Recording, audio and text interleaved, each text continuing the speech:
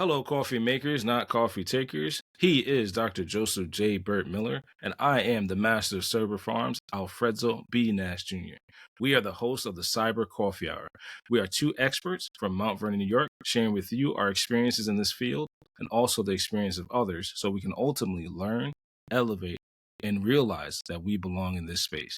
The views, opinions, and thoughts of the Cyber Coffee Hour are not those of our employers, personal, or professional relationships. For today's show, we're going to discuss the major data breach affecting members of the Department of Defense, DoD. How are you doing today, Joseph? I'm doing great, man. I'm doing great. How are you doing? Good, man. So far, so good. So I see we gotta. I like this. I like the solo shows. I love our guests.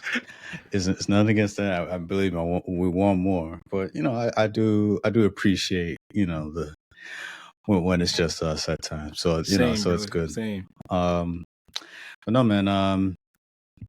I guess just doing a quick catch up because we both get busy. But for myself, I went to go see. You already know I had to go see Bob Marley, One Love theaters. Nice. How was that? My How wife was and I. that? Yeah, it was good, man. It was good, man. Yeah, my wife and I went to go see it Saturday. Went to go see Nice. Saturday night. It was really good. I thought so. The actor who played Bob Marley, Kingsley Ben-Adir, he did really well, and not to give out any anything from the movie, but all right, I'll put it like this: like movies I've seen where Jamaicans are being portrayed in a movie, and they're not using actual Jamaicans, you could tell how cringeworthy the accent is. But no, it really showed Kingsley. He did a lot of work because I even read up on it. He worked with Ziggy Marley, one of Bob Marley's sons. He worked on the accent, getting himself familiar with patois.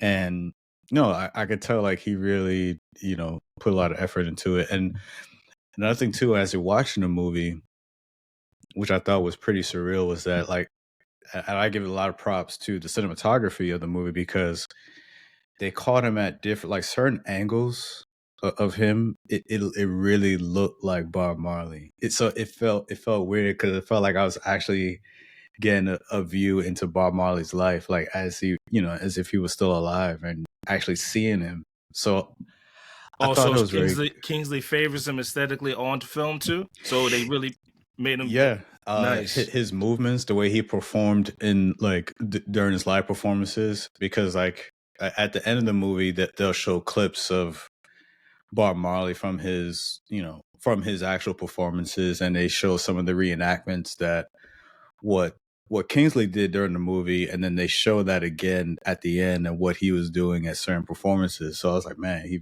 really did a lot of work in capturing that. But no, it was good. I really enjoyed it. You're getting, and of course, I mean, people gonna have maybe their opinion on it because maybe there's certain things that it didn't capture or the things they didn't talk about. But I think there's one thing you do have to keep in mind is that there is capturing a snapshot of his life, not his whole life. You know what I'm saying? It's focusing on one aspect of his life. So, you can't, because if you're trying to throw everything in, it's going to be like a 5-hour movie. You know what I'm saying? So yeah, I think I just appreciate it for what it is. I thought it was a great tribute to him, and and I think it's first of its kind. I mean, just to see something like that, to see Jamaica being represented on a big screen, and I thought it was very well done. Like I said, the Marley family was involved in very closely from the beginning.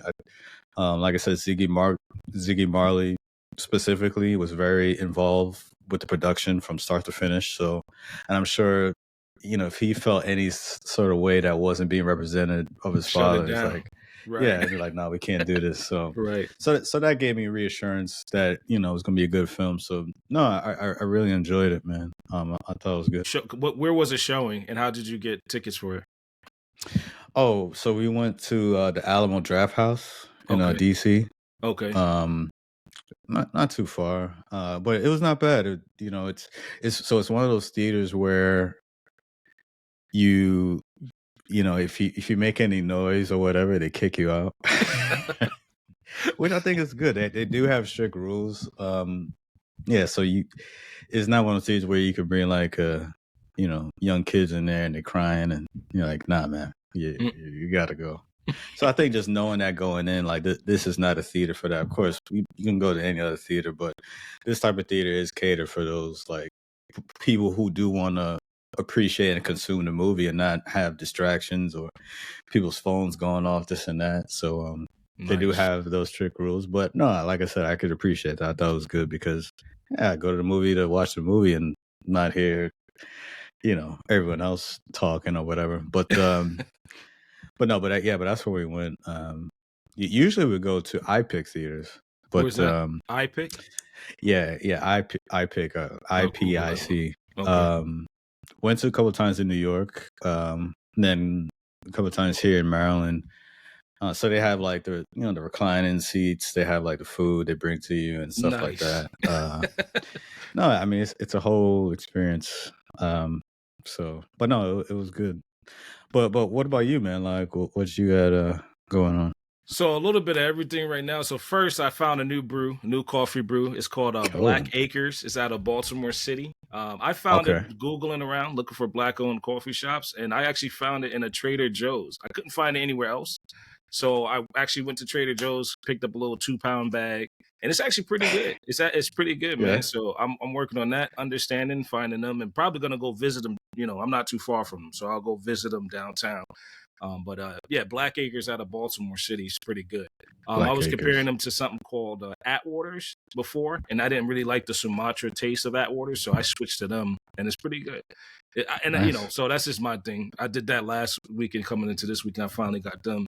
Also, I'm working, so I'm using that to fuel me on my interest in landscape design. So on the side of the desk, I'm doing landscape design and sustainable horticulture as a study. I got, closed on my new house and couldn't do anything in the backyard. So I went back to school. I went back to school to figure out how to basically become a master gardener initially, but then exploring that, they told me I needed 20 accredited hours in sustainable horticulture. And I was like, what is that? What are you talking about? I don't know what that is. And so I was going to say, man, like if you can explain for our listeners, what is horticulture? Because I never.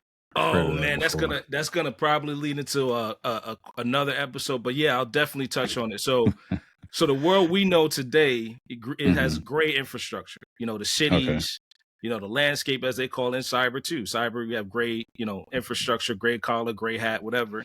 Well, in the environmental sciences, the landscape that's gray is considered cities. And inside the cities, there's stormwater runoff, different pollutants that affect the green landscape. Everything that we eat, grow, pretty much, green thumbing it, turning this black thumb green is growing in the environment. So sustainable horticulture is to preserve the actual natural environment and remove pollutants, non-natives, invasive species, pests and plants included, and conserve the environment. Here in Maryland and 6 other states, Delaware, New York, Virginia, and Pennsylvania. Geez, I'm glad I remember that. The Chesapeake Bay is the target for conservation. So sustainable horticulture teaches you how to preserve that natural landscape and remove the things from the gray landscape that influence it and can potentially shrink it, right? Remove the things that we love to eat and watch grow, right? So horticulture focuses more on the plant life and the ecosystems of the green space, of the green environment, opposed to agriculture, which is just farming. And not to take away from it, but it's mostly the farming we know. The big farms, the tilling and growing of corns and things, big production monocrops. Where horticulture is the diversity of the environment. So I hope I explained it right. I know people are going to kill me because if they know that I'm listening, I should have did a better job. But in doing that, I'm catching up on the landscape design part of it now, how to design our landscapes to be more sustainable, to be more friendly. And on the side here, I'm actually growing pots and plugs to do that in my house, different things that are edible, native plants, bulbs, things like that. So I'm combining the gray and the green as we speak.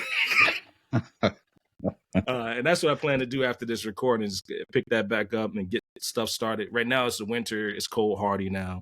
The stuff I start now will be flourishing once the spring and summer come around. Hopefully, fingers crossed. No, I think that's very impressive, honestly, man, because you want to look, especially like my parents, especially my father, like he grows up like a whole garden, man. Like he grows up like a whole forest in like no time, and I'm struggling to keep my houseplants alive. So I mean, it had me shook. I was shook, man. Look, there's nothing like, I'm sure I'll talk about it more, but there's nothing like going.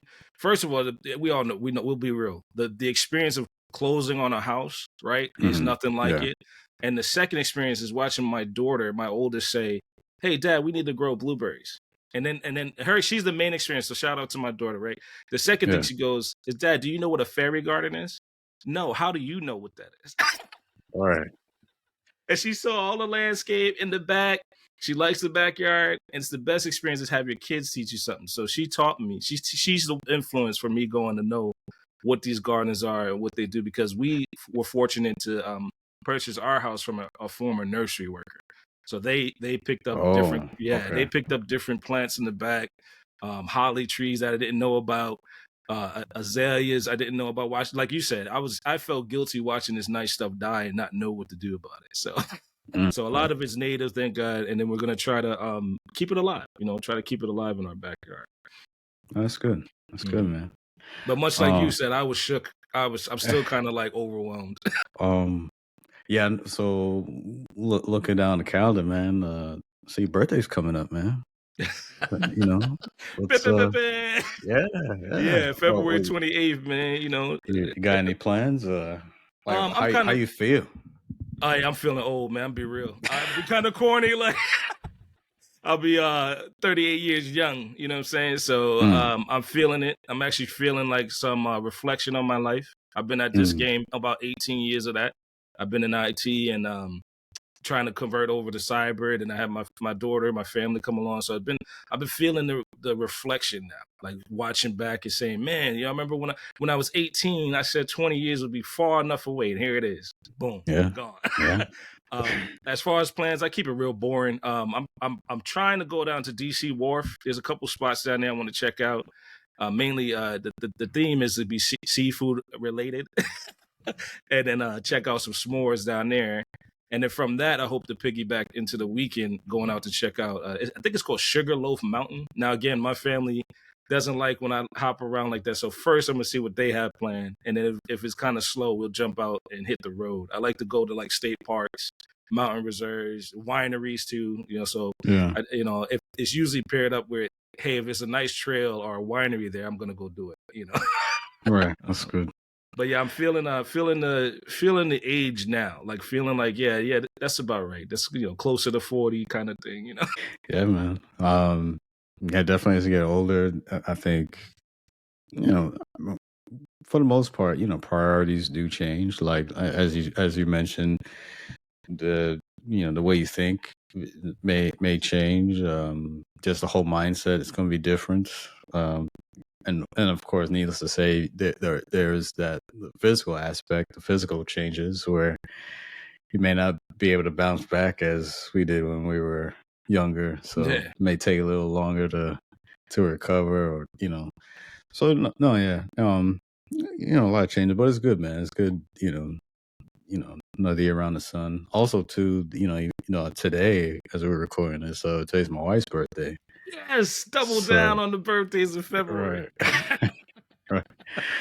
Yeah. So hence why we're doing this in the morning, because I got some work to do after this. So, but no, but that's good, man. I think that's great. Like I said, happy early birthday to you. Another year, good health and strength, man. That's great. Yeah, I hope to get closer to eating what better too. I think that's also part of that reflection too. Like, you kind of look at it like, I can't, do these certain things anymore, but no, but again, the main thing is still here with us amongst the living. Because like I said, it's right. It's definitely a blessing, man, because can't take any of this for granted. So. Yeah. Again, early happy birthday for you, and honestly, that should make me the first one to wish you happy birthday, because I'm doing this now on the pod. Appreciate it. Appreciate it. All right. All right. So let's get into it. We have the article that we're going to discuss today is titled DoD notifying more than 26,000 people who may be impacted by a year-old data breach. Author is Brandy Vincent from Defense Scoop, and this is dated 13 February 2024. I'll read a quick excerpt from the article. So the Pentagon is in the process of alerting more than 26,000 current and former employees, job applicants, and partners that their sensitive personal information may have been exposed online in a data breach incident that was first detected in early 2023. And just from my analysis, as I looked over this article, seeing that so there was a notice that came from, or sent out, I should say, from DIA, and that's the Defense Intelligence Agency. Yes, over, like I said, 20,600 affected members received the following documentation, and I quote, "So this letter is to notify you of a data breach incident that may have resulted in a breach of your personally identifiable information, or PII.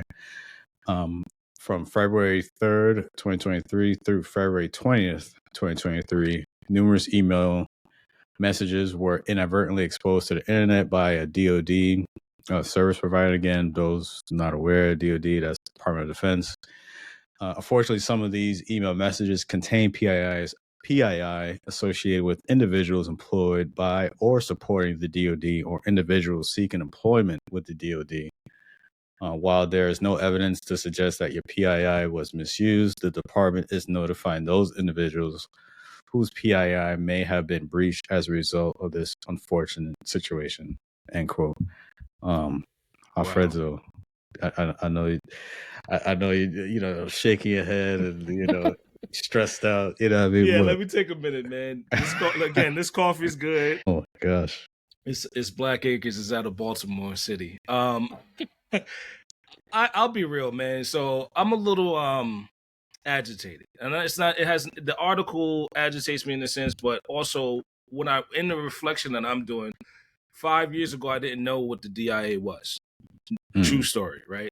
5 years ago, I was in this university called Unica University, and it took one Professor David Smith, shout out to you, Professor David Smith, if you see this, to inform me about this agency and the capabilities that it had. And this was a part of a class. This was part of a threat intel class in their curriculum, probably biggest curriculum I've taken in my career, right? And then in that, I would have never thought just 5 years later they would have had a breach at this magnitude. Now, this is not knocking them, right? Because if you go back 10 years ago, I just learned what the OWASP top 10 was, top 20 now, password reuse and expiry accounts. So in that short span, we have a pretty big agency, again, witnessing. Now, we all know about OPM. It's not really fresh for our listeners. There was another type of situation similar where it was 4 million records of personnel, but that was in, I believe, I just checked my research, the .gov space. Now we're starting to see this agency, a pretty, I'll say, prestigious organization, the .mil space, have 26,000, only 5 years after I learned who they were. And it's very, I'm biting my tongue because now you're right. I gotta watch what I say too, because I know I've known this organization. I've come to study it in the 5 years. I'm concerned about the personnel's information being exposed. Yeah. Right. So and we don't know. We'll get into a little later. But we don't know how we exposed or the scale of which what they were doing. Right. This could be their addresses, socials. I see. Whatever that information should be very sensitive of the people working there. And I'm a little agitated that something that seems simple in a data breach on paper could have been a could potentially been avoided in security practice. You know what I'm saying? Like a cybersecurity practice, it could be a number of controls that are in place to prevent this information, a little bit of isolation of this information being leaked. So I want to dive into that and just express my frustration because I kind of hold them in high regard.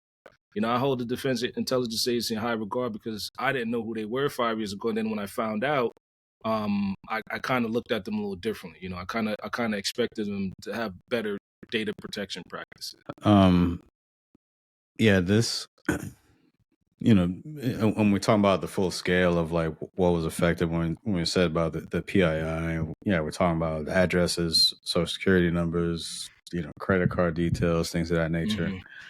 Um, for me, my first thoughts, when it said it's affecting the DoD, I'm initially thinking it's affecting more than one agency, because DoD encapsulates, it's not just any single, like I said, entity, and also and given that they're not releasing like specifically who the agency or agencies are, or departments or whoever, I don't know.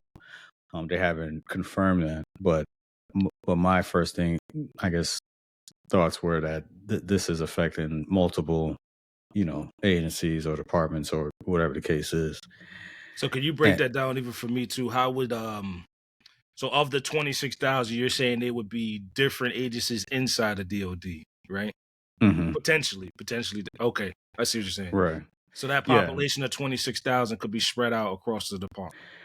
Right. Yeah. I highly doubt that it would just be one. I even think it could also involve potentially military members as well. Dang. Like I said, if you're talking about DoD, you do have to factor that in. But again, we don't know. This hasn't been confirmed. They're not, like I said, they're not releasing who specifically was affected.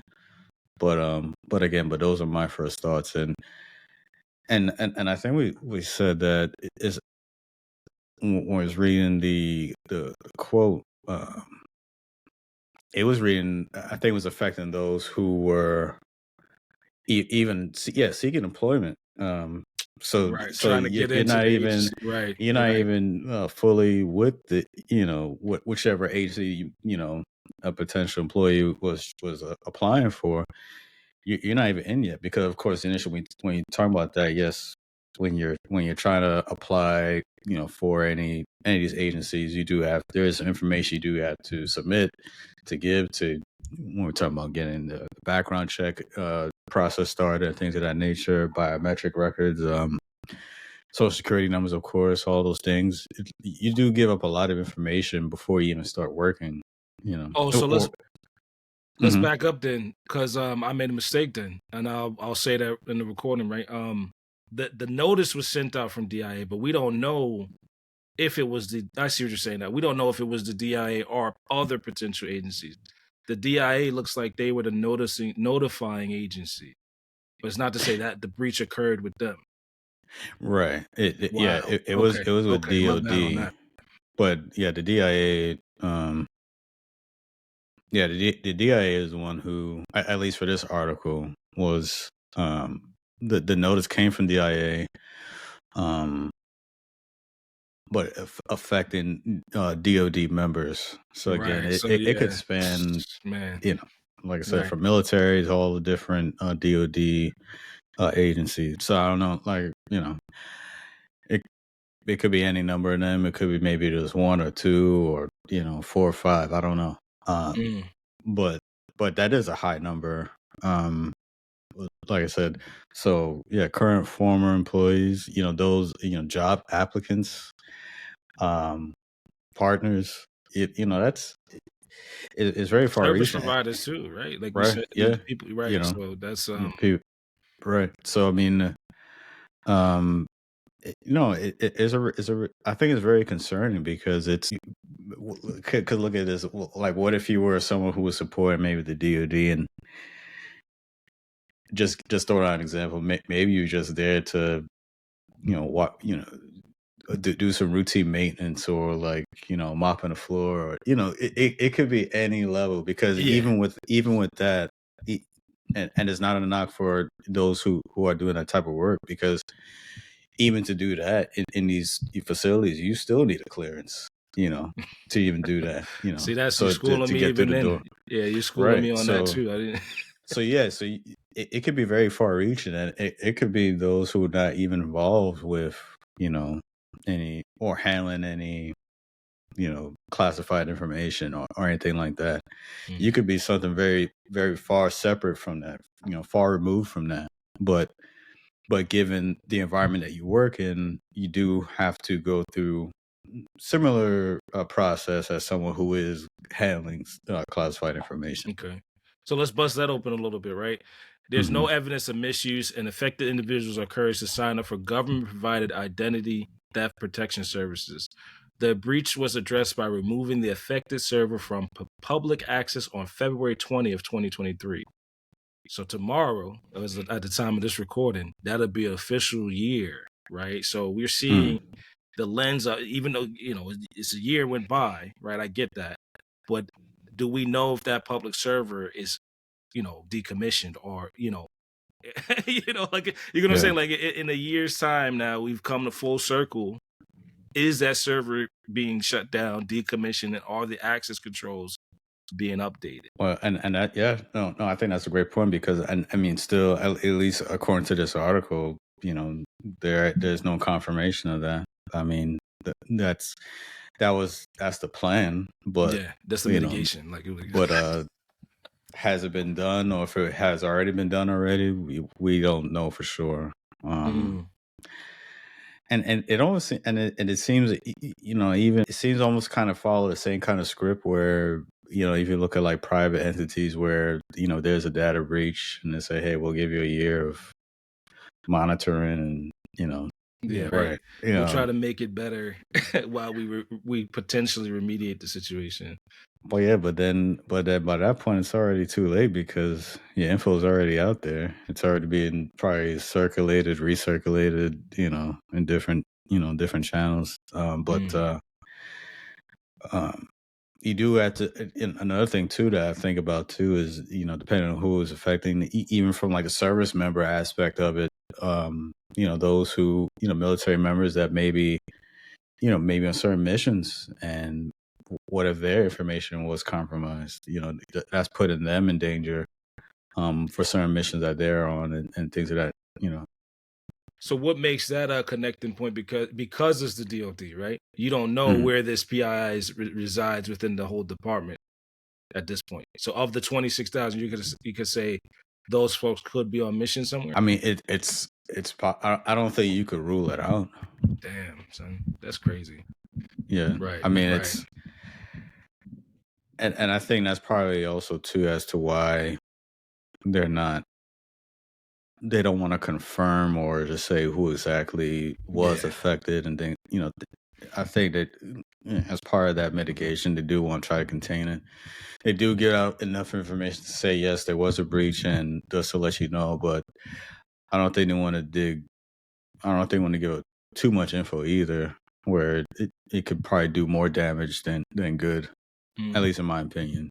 No, I dig it. It's just tracking with me too now. So if I think back to the OPM hack, and I'm not gonna keep pouring salt on the wound, but would you say so? That was .gov, right? Would you say this is more impactful on the .mil side with the mission scope? Because I don't understand the delineation between the two. So if you're saying .mil, would you say with the number of folks that are compromised here in this breach, is the criticality higher than the OPM hack, or is it about the same? I think it'd be probably about the same, maybe a little more, because it's from my view, it's potentially affecting not just one, I guess, pool of members. So it could be, like I said, it could be military, it could be government, civilian, it could be a mix of those, and also too, we even said those who support a lot of these DoD agencies, so contractors, things of that nature. So I think it could be potentially have a higher criticality with this type of hack, and maybe that number is low. Well, what if it's higher? Yeah, so this is the part that comes out of the deconfliction of certain stuff. We don't know if it's only 26,000, and we still don't know. I mean, so we could probably do a follow-up episode, but we still don't know what was the means to expose this data, right? I mean, if you could say it's an Active Directory server, I'm checking it now. Actually, to be real with you, if it was an Active Directory server or one of these, because I'm looking at another article and another potential a vector, or if it was credentials that was exposed, right? So, we don't know Mm. with that scope what this particular public server facing server was doing.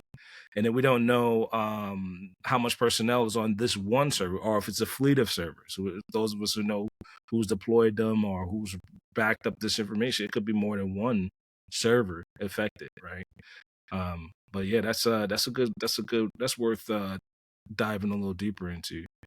And I think another thing too is, we always talk about, following even just a very basic cybersecurity practices. So I do wonder if this was a result of, maybe, I don't know if there was any laziness involved as far as when it comes to I cybersecurity hope not. practices. I I mean, don't want to. yeah, Sorry, that sticks a chord a little bit, right? I don't want to think anybody. We say no amateurs, right? There's no amateurs on this side of the fence, right? Password reuse policy has been out there for a minute. It's been out there for, and I'm be just be mhm. speak pretty relaxed here, right? Also, the sessions, right? The long lived passwords has been out finding for God knows how long, right? And then expiring those. So people who have left the organization, got promoted, might have moved to a different what's your name, part of the company, even internally, might have needed their password audited, right? So now I'm saying might because you're right. It is about being diligent and knowing, hey, I can't reuse this password, or hey, I got to expire this person's, and we still don't know, right? Hey, I might have to expire this compromise. Now, I'm still tracking on trying to figure out what caused this particular breach, and there's still verdicts out on it. But like you said, the bar is pretty low to reset people's passwords. That's 10-year span. Then after that, policing is enforced and known everywhere. You kill the sessions that people that have left the organizations. Now, some people cut hairs on that too. Well, we don't have people to do that. There's budgeting concerns, there's staffing concerns, but somebody has to be there to understand that's the order of operations, right? And I don't think, at least I hope, that it's not a laziness or amateur thing, but just a lack of knowledge to that's the order, things are supposed to take place. I really hope But it's not laziness. But a lot of those things still happen to this day. I mean, if you talk about like privilege creep, or like, kind of mentioned the scenario, like paint a scenario where, someone who may just got promoted within a company or agency. So maybe they didn't leave, but they're moving up, and Mm, the access that they had for their previous role, they may still keep it, even though there's really no need for that individual to maintain that access. So you do have that privilege creep, as they move on to, like I said, to another role or a higher role or whatever it is, but their previous access wasn't being denied or revoked or whatever the case is. mm. And you may have scenarios where people who do leave, completely leave, an organization, and for whatever reason, the company or organization does not terminate or properly terminate that, the person who left, their access, that profile, or, again, for whatever reason it is. And I Inside of do a year, understand. right?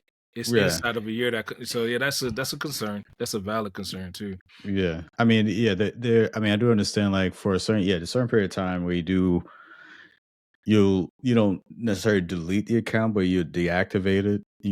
Because it may, depending on what that individual did, there could be some information that's still useful, like for the org, after that person left. But uh, but it shouldn't be active. It should not be in a state where someone can still gain access to it.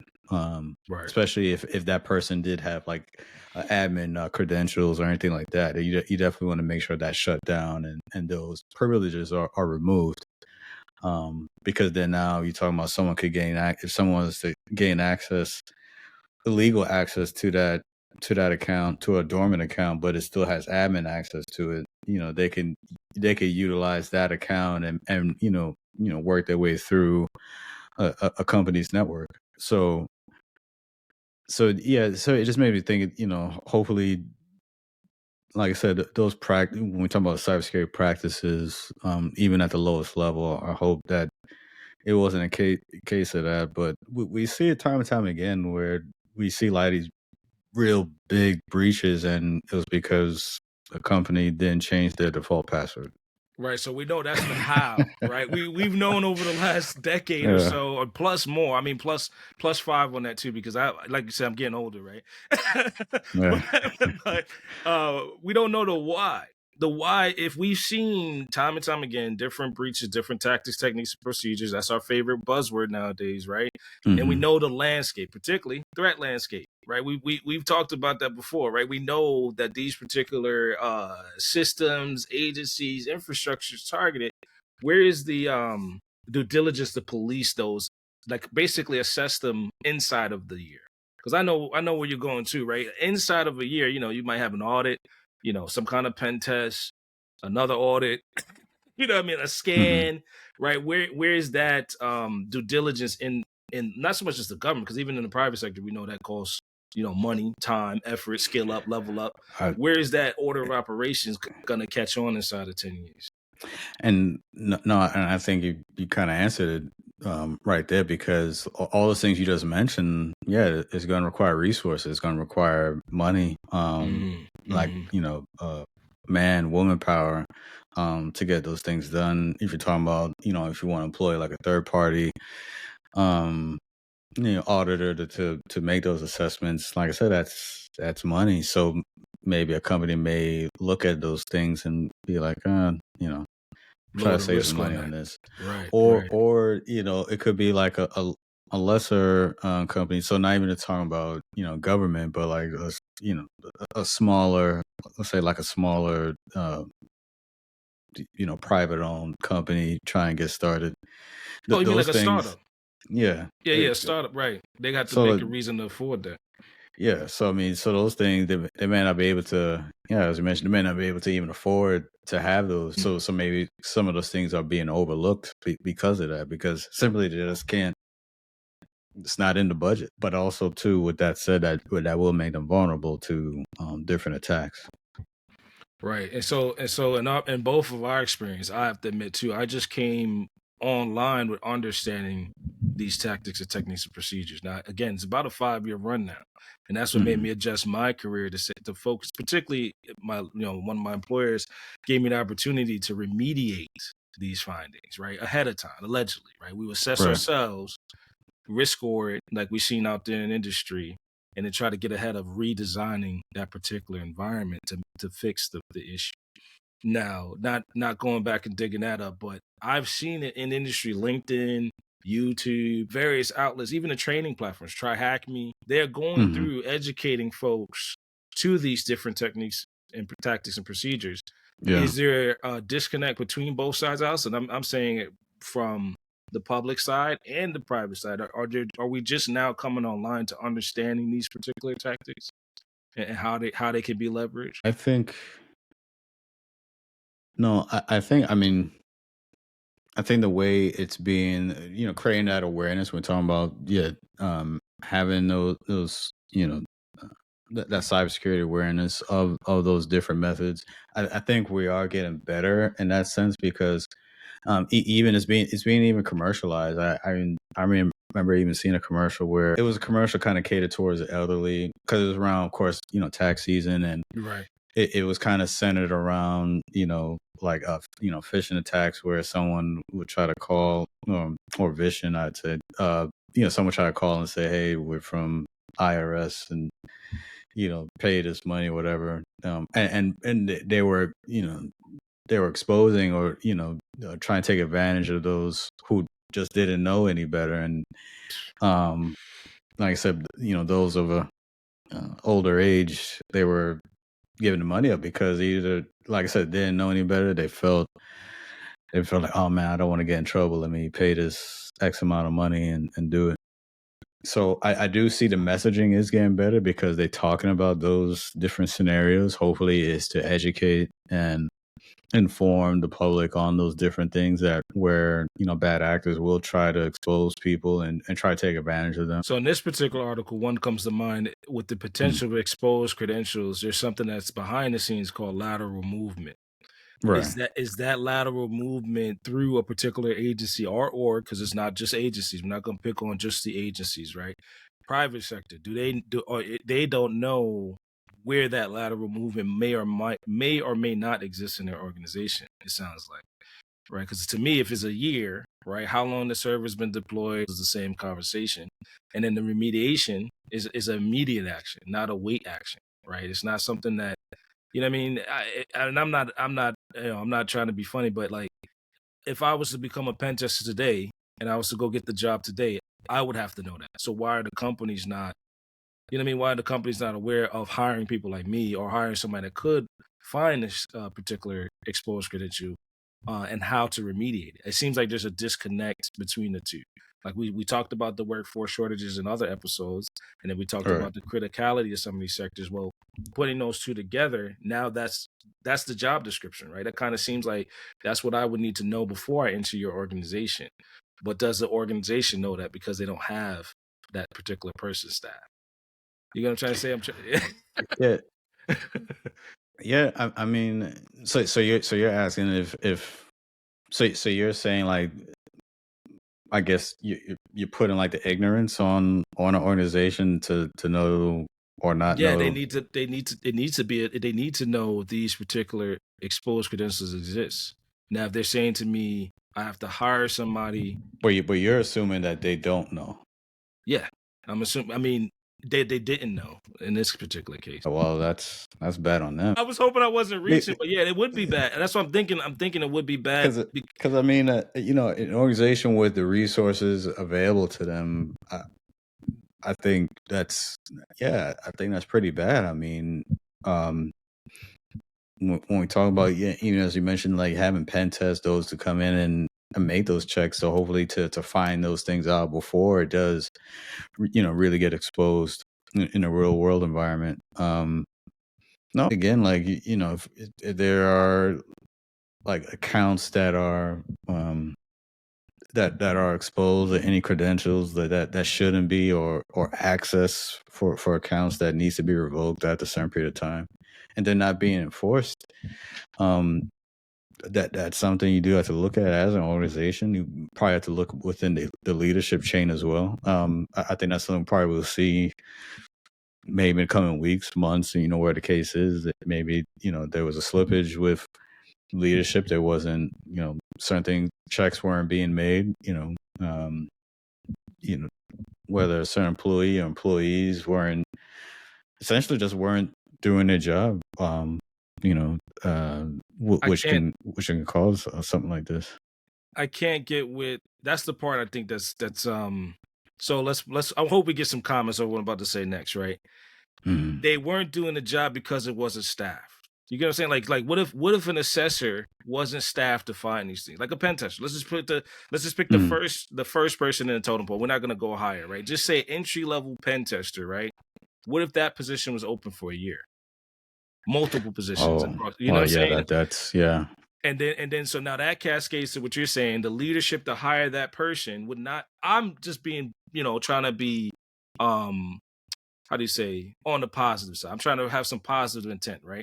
Somebody's leadership knows that role exists and they should be recruiting for it inside of a year. So now to your point, did the leadership not know because that position may or might not been open? And I get what you're saying. Yeah. Well, I think that's different then. Yeah, because then, if you don't have required roles to do that job, that post to find out those things, then that in itself creates a vulnerability, because now got it. That's what. Yeah. Okay. Yeah, because that's what I'm trying to hear. Yep. Yeah. So if a person that's, you know, on a team that, you know, or in, you know, group of individuals, you know, it could be more than, I don't want to put it just pinning on one person, but it could be one or a couple of people that supposed to carry out those different tasks to, which to me, I feel is critical, could be, you know, critical for organization, for their security, for their cybersecurity. And if those roles are not being filled, or, you know, or you have someone that's on a team that's new, but they're new, maybe they don't have that experience yet to even know how to do those tasks yet. It does create a vulnerability within the organization. I dig it. I dig it. But again, what we're doing right now is just really all speculation. So how do folks get notified of this event once I guess since it's still in the air, right? how are they notifying the potential victims of this breach? Well, I mean, yeah, they know exactly who. So I Okay. mean, Okay. I'm sure that they're sending out, probably mailing out notices. I mean, Mhm. given from that quote, I mean, that was the exact verbiage that they used. So I mean, either they did that by email or letters or so just to let them know, to inform them, those who were affected. I mean, yeah, I'm sure that they'll reach out to them, or they may get it on their on their work side email, depending on you know. But I believe they are making. I'm sure they made attempts to make sure that those who affected are notified and informed Right. that they were affected, so they could take the appropriate measures. Right. Well, yeah, man, I like these episodes now. Just with us, we got Yeah, to keep these rolling. We got to keep a couple more of these rolling, and we should target guests towards these particular topics as well. I know we did that; we were doing that in the beginning, but the follow-on should probably get a guest, yeah. from one of these orgs or something like that. I mean, but yeah, this has my attention, man. I was kind of anxious of reading it, and now I understand a little better the remediation plans, right? The intended scope, and we still figuring that out, right? How many people were affected is a big one. Yeah, like I said, this is something I feel is going to continue. We'll learn more as time goes on. So, but I do understand why they're not saying too much, because I believe it could cause more damage. Mm, Depending on who is being affected, and things of that nature. They said enough to acknowledge that there is a breach, and to make sure those affected aren't informed or properly informed. But I think I wouldn't be surprised that we don't get to know yeah, who exactly. I think that'll be something more on a, I think, classified investigating. basis, Yeah, not for yeah. public consumption. I So, dig it. Is it which I think makes sense. and there's a partnership to keep the lid on it. I see the difference now. So in the private sector, that don't really happen, right? It's Mhm. proactive. But now I can see, like you said earlier, if somebody's on support of whatever activity, it doesn't just have to be mission. It could just be like somebody filing stuff away, right? Or a Right. janitor, or a Yeah. concierge, right? You don't want that information to this particular individual out there. So I respect that too. Right. I respect that. Yeah. It's good stuff. Yeah, man. We'll see how this plays out, as like I said, as the weeks, probably months goes on, and I feel we'll get updates as as we go on. But like, and mind you, don't be surprised if we see that number go up, I mean, the fallout. I'm trying to let's put a I pin in mean, it and see by my birthday if that number goes up. You know what I, I mean, I hope not, man. I mean? Me But neither. I don't want to see that. I wouldn't be surprised if we see, later reports that the number is more than what it is. Boy. So, but like I said, we'll see how it goes. But yeah, I thought that was a very interesting article. So before we close out, I guess any closing remarks, thoughts No, before we I'm head out? actually gonna probably hit the coffee spot up. Like, I'm probably gonna load up with some more coffee, man. For real. Yeah, Especially this week. Now looking at this, I mean, you're right. It's just brace for impact. I mean, it doesn't impact me or you directly, but it's something to keep an eye on. I'm gonna get some more coffee to be prepared for it. yeah. And what was the name of that coffee place again? That's Black Acres Roastery. I just picked them up like the day yesterday. Yesterday I just picked Okay, them up. I was looking for them for a little bit, and somebody actually recommended them to me.